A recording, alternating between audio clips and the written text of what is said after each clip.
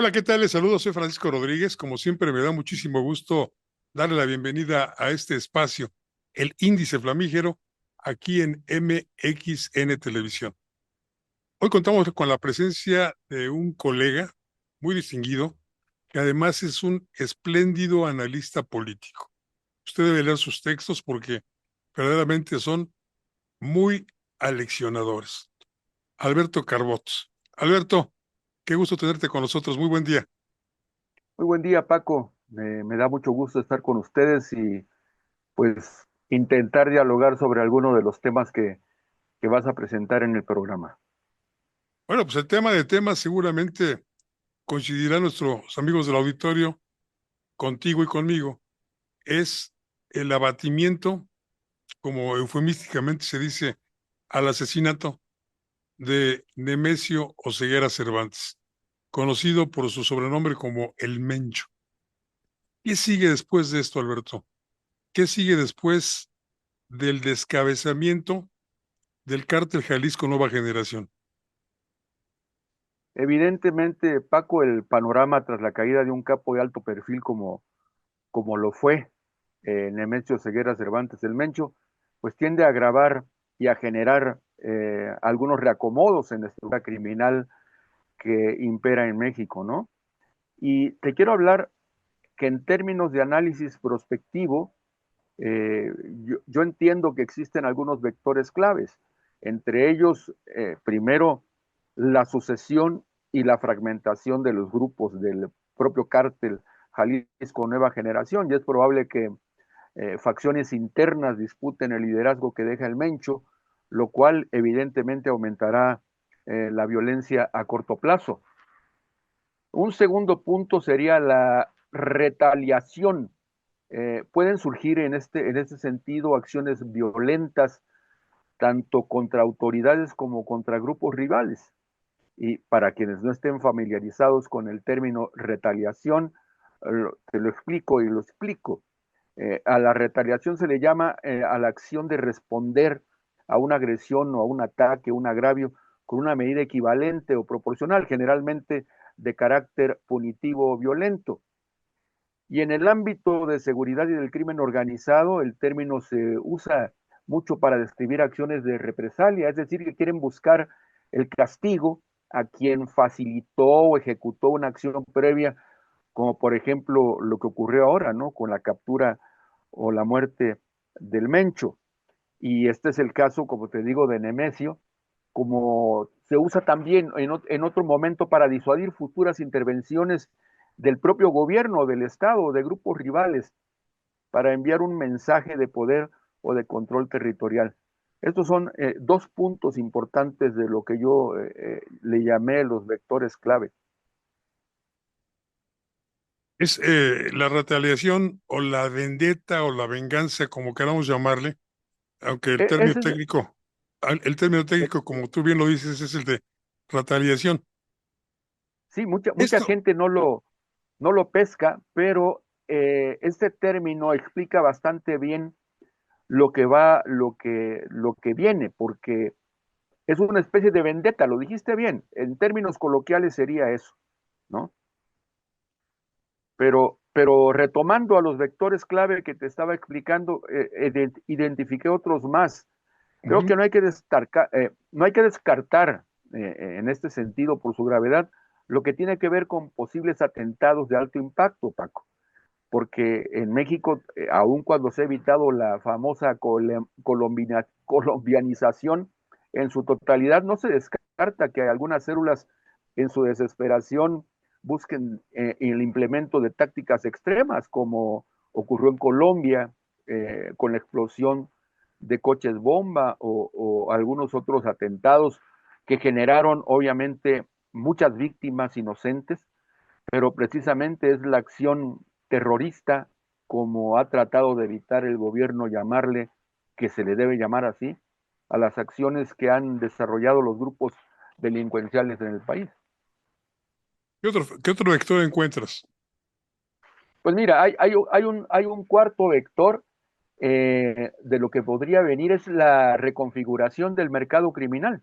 Es decir, que otros cárteles pudieran intentar capitalizar el vacío que va a dejar el Mencho y el hueco que va a quedar dentro del el grupo Jalisco Nueva Generación, y van a extender su presencia como, como cuando agitas un hormiguero, le pegas a un lado y se van a dispersar hacia otras partes. Incluso en la broma sería que se te suban a los pies y te monten y te piquen. Entonces eso es un razonamiento muy simple, muy coloquial, pero que puede ocurrir. Y fíjate, lo que a mí en lo personal me preocupa y creo que le tiene que preocupar al resto de la población, no solamente a nosotros como analistas o como periodistas, es el uso, me refiero, vuelvo segundos antes, a la colombianización, eh, que te decía que no se descarta que puedan ejercer algún tipo de acciones en este sentido.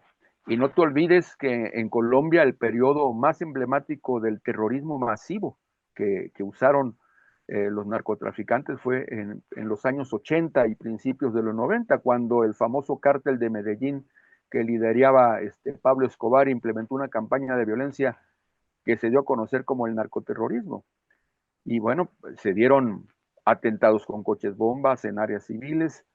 Hubo un atentado muy fuerte a un edificio colombiano que era del Departamento de Administrativo de Seguridad, que fue en Sí, recuerdo. 1989, Sí. y que dejó, sí, decenas de muertos.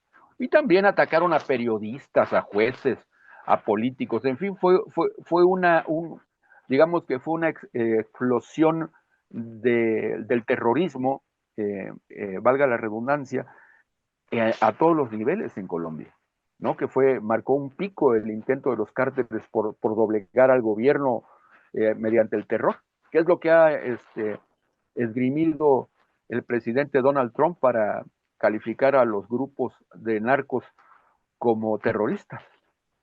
Y terror fue lo que vivimos el fin de semana en todo el país. Carreteras tomadas, se calcula que 250 según informaciones oficiales, 20 entidades de la República también sufriendo las consecuencias de este evento, lo que ¿Sí? muestra el poderío que tiene este cártel, no que tenía, porque pues como escribió Juan Rulfo por ahí, en El Llano en Llamas, murió la perra, pero ahí están los perritos, ¿no? Sí, claro. Creo que tiene eh, esa parte de expansión y de similitud, como se puede hablar, como siempre se ha hablado de la Coca-Cola, ¿no? Que está en todas partes con presencia a nivel nacional. Entonces creo que esto está ocurriendo desgraciadamente precisamente con el cártel Jalisco Nueva Generación, que es el que tiene mayor presencia nacional. Entonces, este descabezamiento va a traer desgraciadamente muchas consecuencias.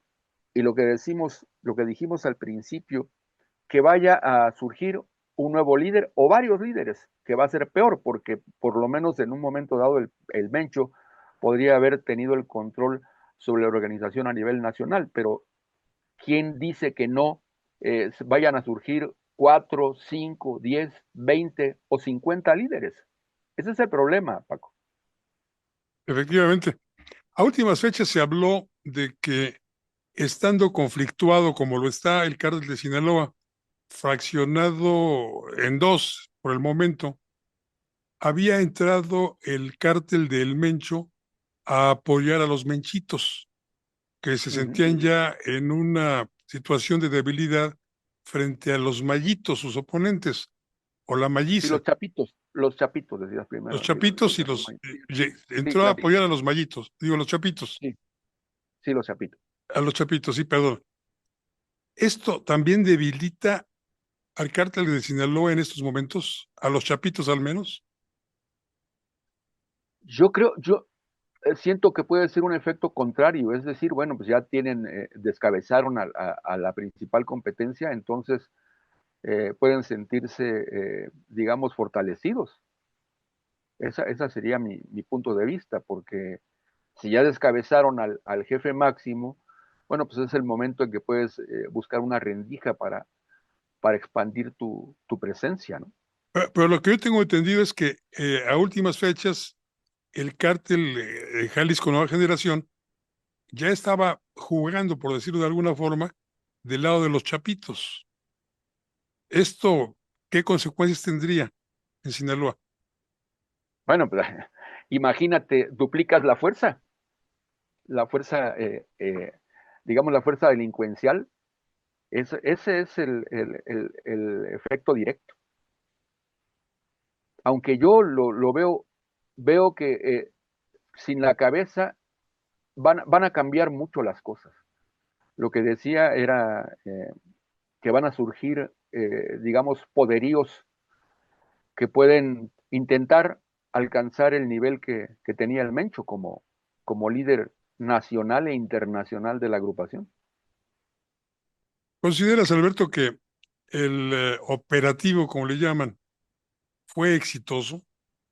Porque, pues en primer lugar, no se previó las consecuencias que esto podría tener eh, en alertando a las autoridades en otras entidades para evitar precisamente los conflictos que se vieron el domingo en la República Mexicana.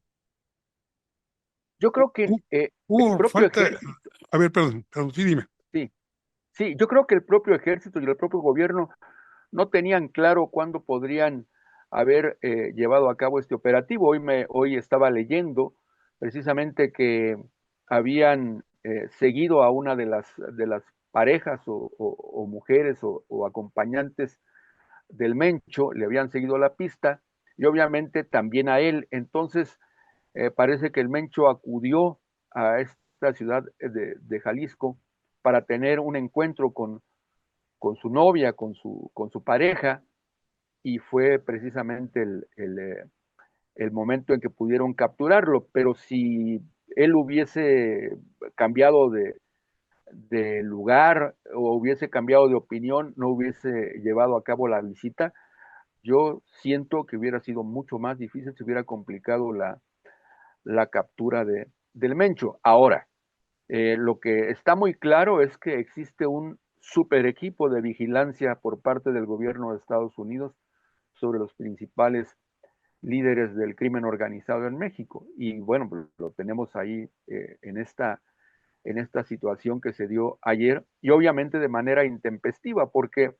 si te das cuenta, las primeras declaraciones de la presidenta Claudia Sheinbaum era que iba, no, prácticamente como que estuvieran fuera de lugar y acertó simplemente a recalcar que al otro día, o sea, hoy, iban a tener una declaración del gabinete de seguridad y bueno, el gabinete de seguridad debió haberle extendido a la presidenta un proyecto, un plan de lo que se iba a hacer, si este plan se iba a llevar a cabo ayer, pero creo que no lo hizo.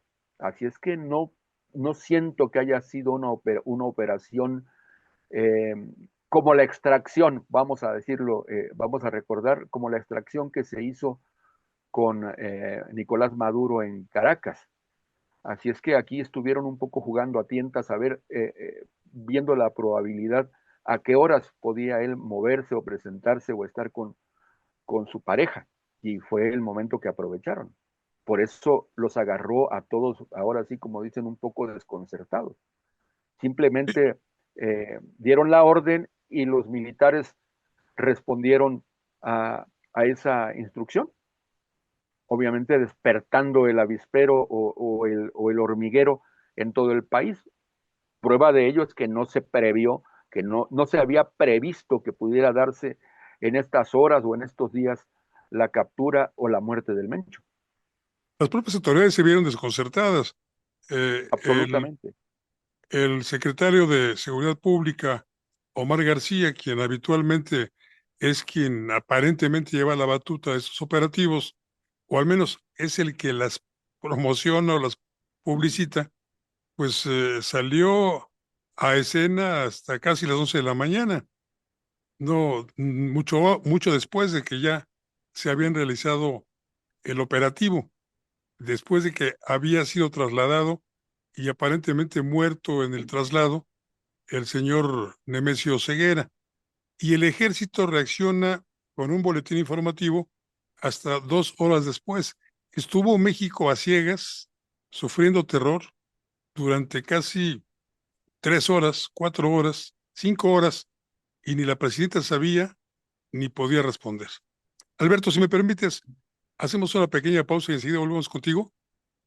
Sí, señor. Gracias. No se vaya, volvemos.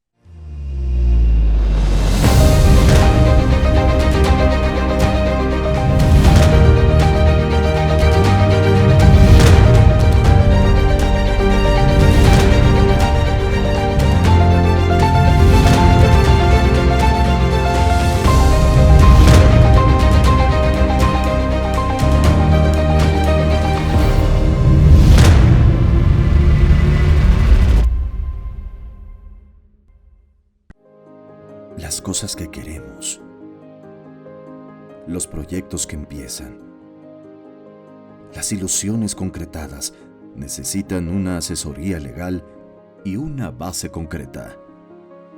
Notaría 64. Respaldamos tus actos legalmente.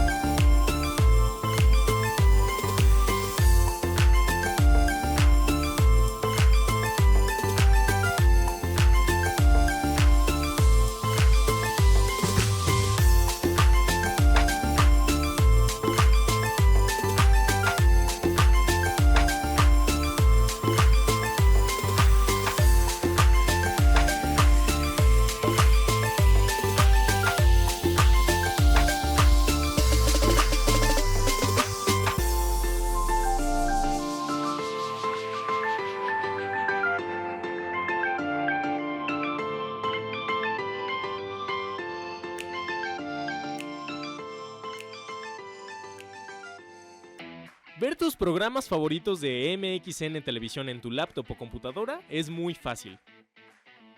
En tu navegador de internet abre YouTube, en el icono de buscar escribe MXN Televisión. Da clic en el círculo blanco en nuestro logo. No olvides darle seguir. Te abrirá nuestro canal principal donde podrás encontrar todos los programas y cápsulas que hemos subido. Desde tu programa de Estado de los Estados, Fuego Cruzado, Atrévete a Leer, Reporte 10 y varias listas de reproducciones con los temas que más te gustan. Ahora, a disfrutar de tus programas favoritos.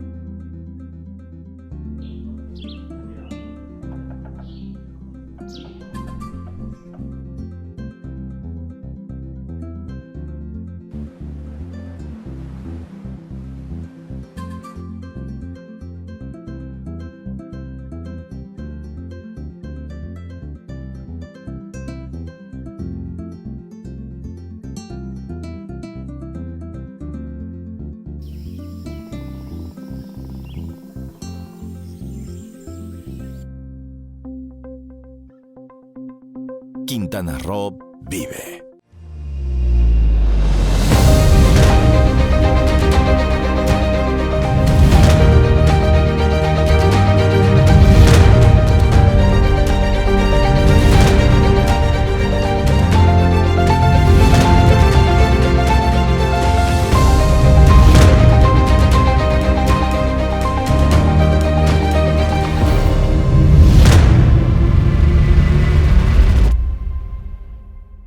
Gracias por continuar con nosotros en este índice flamígero aquí a través de MXN Televisión.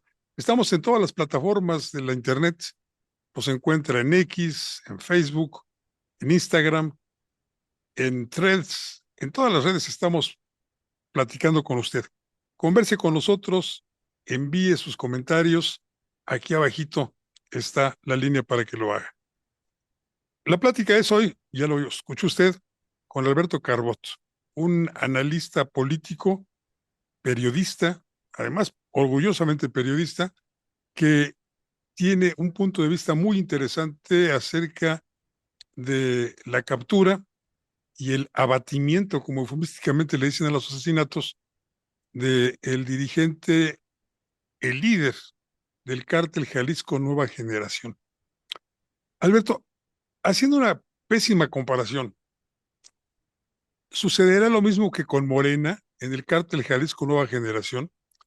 Morena se ha venido desgranando a partir de que, en apariencia, su dirigente, su fundador, se fue a casa a la chingada.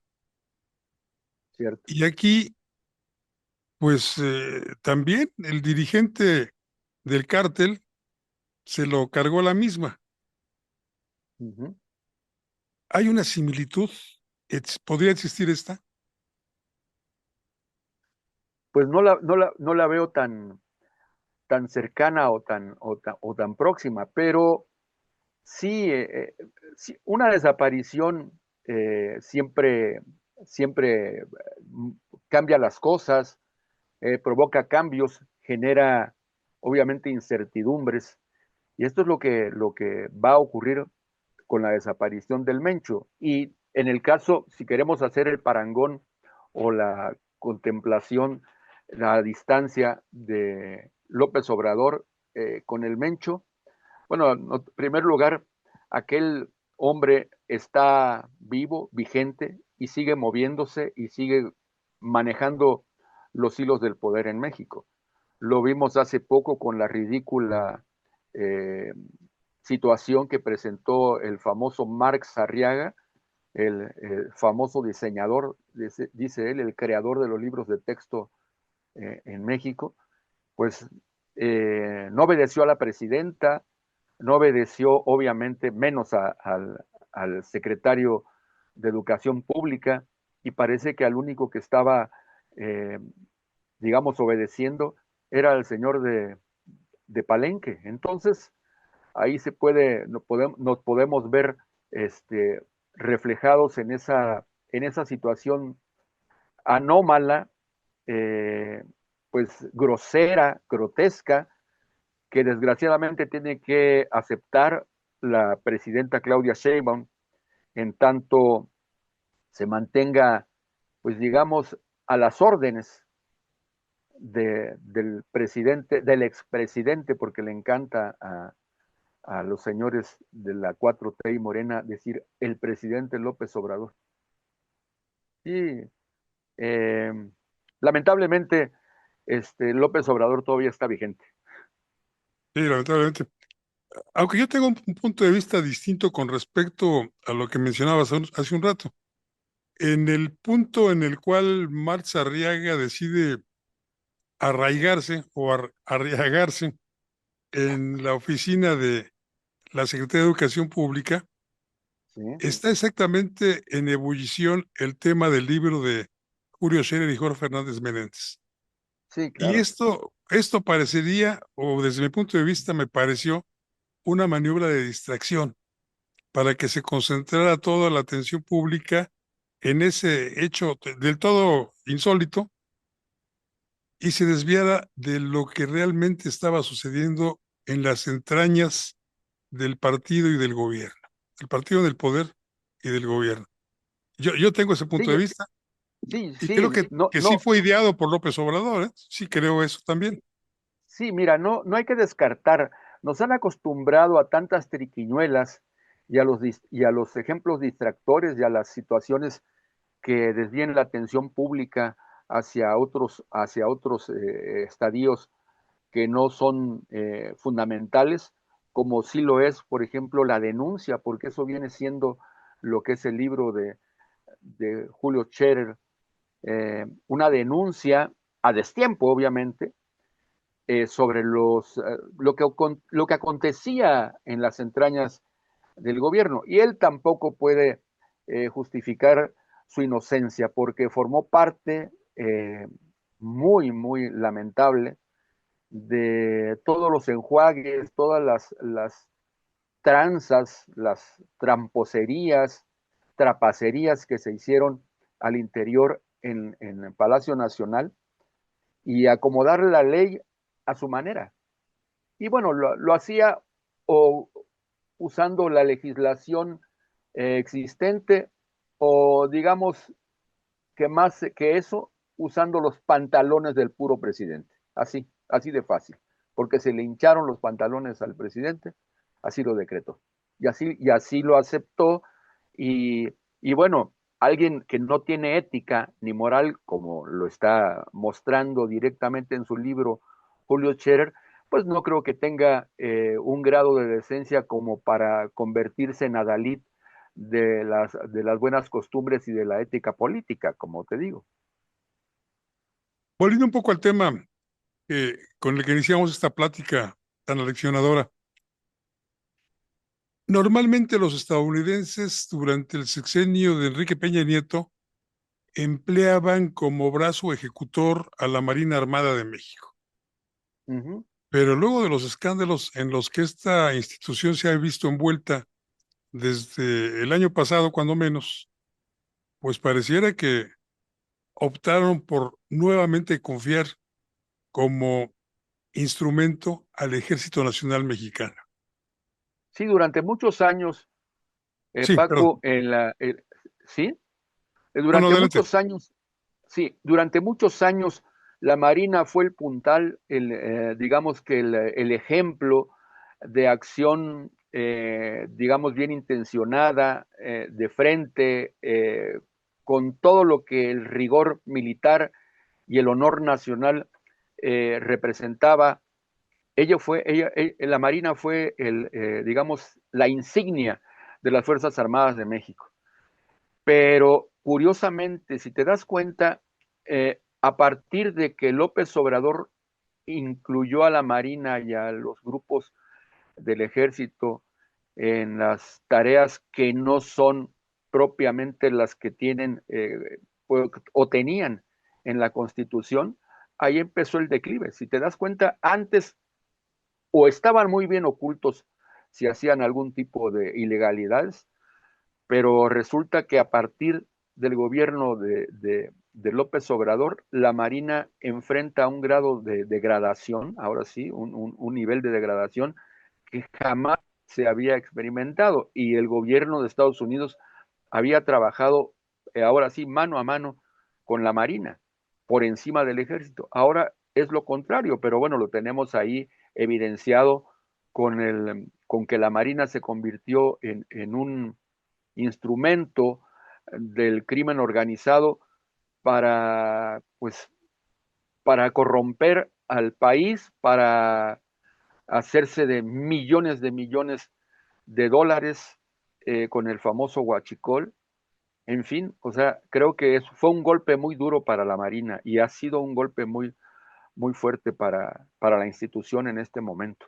Y fíjate que ahorita que estaba haciendo la referencia de los 4 vectores que te había mencionado, hay un quinto que tengo registrado, que es precisamente la cooperación internacional con Estados Unidos. Es decir, estos dos países, tanto México como Estados Unidos, podrían incrementar operaciones conjuntas, lo que a su vez podría finalmente implicar más presión sobre las estructuras remanentes. Y en términos, como les llaman los términos prospectivos, la cooperación bilateral sí yo creo que se va a intensificar, porque una mayor integración de inteligencia conjunta de agencias como la DEA o el Departamento de Seguridad Nacional de Estados Unidos, al que conocen como DHS, hay que recalcar, te debo decir que el DHS es una de las agencias clave que coordina la inteligencia y las operaciones en términos de narcotráfico y de seguridad fronteriza. Es decir, habría una relación mucho más estrecha con su contraparte mexicana, lo que implicará un intercambio, espero, más fluido de datos objetivos y operativos. Esto eh, eh, también es factible también en este momento que se vayan, después de lo que ocurrió con el Mencho, que se vayan a ampliar las acciones de seguridad conjunta, ¿no? Van a haber, yo creo, más extradiciones aceleradas, ya las hemos tenido Ya las hemos visto todos los mexicanos, se han extraditado 2 o 3 grupos, unos capos mayores, otros capos medianos y también ahí ratones del crimen organizado, pero van a haber más extradiciones aceleradas, como le digo, y operativos de alto impacto. No los descartemos que vayan a hacerse otro tipo de operativos dentro de pocas semanas o en los próximos meses contra objetivos prioritarios. Y ya no tiene que ser el cártel Jalisco Nueva Generación, sino pueden ser los grupos sinaloenses y otros más que están ahí al amparo con otras siglas en Michoacán y algunas partes del país, ¿no? Entonces, bien, la calificación de los grupos del CO, como les llaman, el crimen organizado, tiene digamos, otro aspecto. La declaración que ya hizo el gobierno de Estados Unidos como grupos terroristas o como terroristas, que eso va a introducir ya en el terreno de los hechos complejidades diplomáticas muy fuertes, porque no te olvides que nuestro país ha sido reticente, sobre todo la presidenta, a aceptar esta designación, porque para ella y para su gobierno implica, y a los seguidores de Morena también debo decirles, una especie de soberanía comprometida, ¿no? Que mucho les sirve en cuanto a su propaganda nacionalista, pero considero que la relación podría oscilar entre una cooperación más estrecha en operativos específicos, pero también podría ocasionar eh, tensiones políticas si se percibe como una invasión a la soberanía nacional. Esa es una de las cuestiones también que hay que analizar con lo que va a venirse si hay, en tanto en esta cooperación binacional. Pues finalmente a quien le toca hacer la tarea ahora es al gobierno de la señora Sheinbaum. Sí, sin duda. Poner a actuar a la unidad de inteligencia financiera, que siempre se ha dicho por todos lados, y lo hemos dicho muchos también, ha permanecido pues apática, por decirlo de alguna forma, para investigar los recursos monetarios que son cuantiosísimos y que producen estos organismos delincuenciales. Yo creo que la tarea inmediata es atacar precisamente sus finanzas para evitar lo que nos comentabas al principio, Alberto, que esta fragmentación se dé, porque sin recursos no se podrán mover quienes heredan el cártel Jalisco Nueva Generación. Sí, o también pueden ser acicateados en un momento dado, pues, si ya no tienen recursos, van a buscarlos de alguna manera, eh, encontrarlos a toda costa. Yo recuerdo a un colega que discutíamos, más bien dicho, no era una discusión, sino discrepábamos en cuanto a los puntos de vista, y él me decía, no, es que tú estás en contra de la legalización de las drogas. O sea, digo, hay que verlo, si fuéramos una sociedad pues de avanzada, nadie se molestaría como pasa en Uruguay ya en estos momentos, que en un lado en un café puedes irte a fumar un poco de marihuana de forma recreativa y nadie se va a alarmar. Pero no es el caso en nuestro país, donde existen niveles de desarrollo intelectual, desarrollo escolar, desarrollo laboral, en fin, estamos muy atrasados todavía respecto a otros países. Entonces, no creo yo que sea una cuestión, digamos, positiva o factible la legalización de las drogas, porque según lo que me argumentaba este compañero, si se legalizaban las drogas, pues iba a acabar pues el modus vivendi de los integrantes del crimen organizado. Yo le decía, bueno, terminan, ya no pueden, ya no van a ver las drogas en este sentido como negocio, pues se van a dedicar a otra cosa, a la parte delincuencial, se van a dedicar a secuestrar gente. Y luego, cuando ocurra eso y se incrementen este tipo de ilícitos, vas a proponer, le decía yo, que se legalicen también los secuestros y entonces vas a pedir que lleguen y te digan, te pueden secuestrar de las 7 de la mañana a las 12 del día. y de las 4 de la tarde a las 8 de la noche. Le dije, no juegues. O sea, hay que ser racionales en este sentido y ver las cosas de manera lógica e integral y digamos, como debe ser, como debe ser. Hay que ser a veces políticamente incorrecto y decir las cosas como son, ¿no?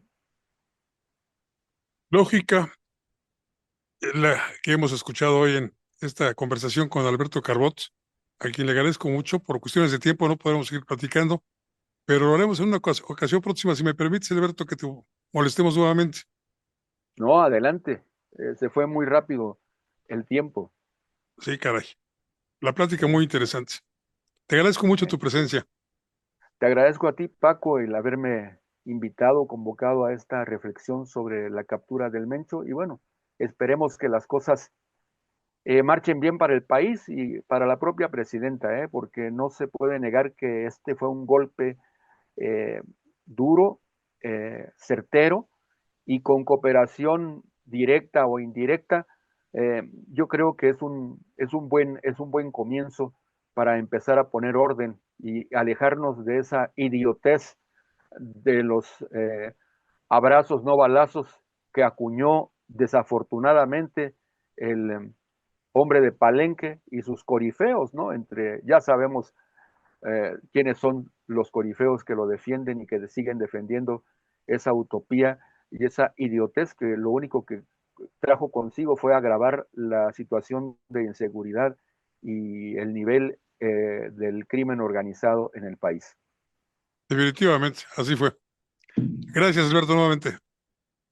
Un abrazo. Otro para ti. Y gracias a usted Adiós. que nos acompañó. Lo invito a que la próxima semana también esté con nosotros en otro índice flamígero aquí en MXN Televisión. Soy Francisco Rodríguez y como siempre le deseo que tenga buenas gracias y muchos días.